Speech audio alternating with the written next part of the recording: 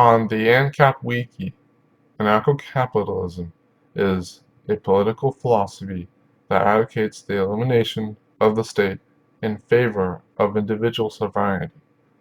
I am not necessarily someone who strongly opposes the state, nor am I a complete lineup of libertarian freedoms, but I do have some standards that would prove otherwise. Here are my 3 thinking points as to whether I count as an Ancap or not.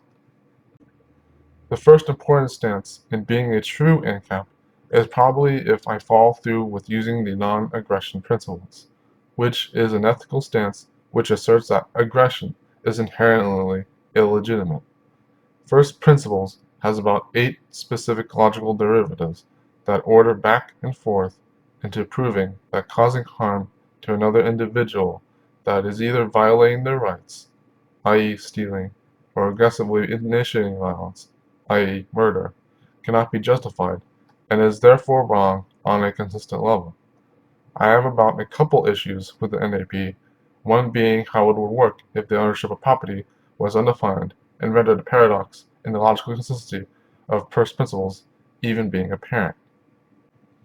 Another issue I have is the idea that property/privacy rights is unfair in itself, as one that acquires full ownership of their property and sanctums can enable unwanted crop claiming and violate others' rights without going against the NAP directly. My prime example to this is if you owned land around the perimeter of another owner's land and had control over travel in between the lands that was given privacy terms in your will. Without being an aggressor or initiating harm in a way to directly go against the NAP, you still enable harm to be done to that owner in a passive route as they have no other way to secure their own rights. The best rebuttal to this, however, is one of the NAP disciplines stating that the burden of proof is on the active side, not the passive side. I'm not saying that this cannot be resolved. I am simply pointing out that I am not completely confident in the rights that people are given when they follow through with standards to the extent of those like the NAP. An obvious trait of anarcho-capitalism, in my eye, would be to simply state myself as either an anarchist or capitalist from the bottom up, since I don't exactly oppose the state enough to qualify as an anarchist, nor follow enough counter-economical projects to truly assess capitalism's potential without the government. This is quite the backlash to me being a real Ancap. For example, I don't access gray and black markets to the extent of taking advantage of the counter-economy, and I also don't avoid department aid that is offered to me by the state for my mental disability.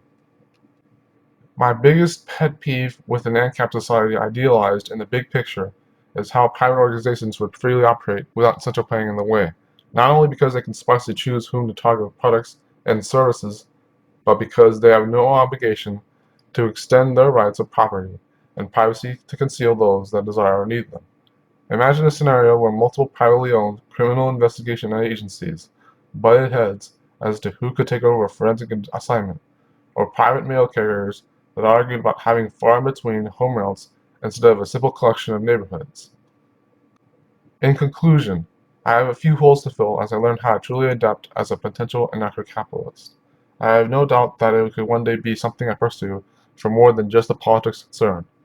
But as long as these issues prevent me from being totally sure that it's the way I want to go, I will meanwhile work with the direction my thoughts and beliefs take me, even if it costs me any less than the income.